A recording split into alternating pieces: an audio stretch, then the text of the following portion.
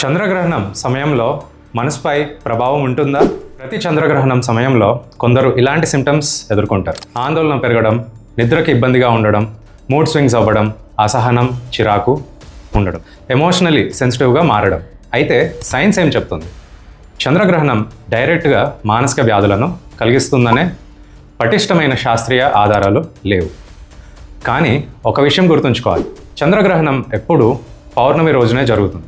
కొన్ని చిన్న అధ్యయనాలు చెబుతున్నాయి ఏంటంటే, పౌర్ణమి సమయంలో నిద్రపోవడానికి కొంచెం ఎక్కువగా సమయం పట్టొచ్చు, డీప్ స్లీప్ తగ్గచ్చు, మెలటోనిన్ సింథసిస్ అనేది మారచ్చు.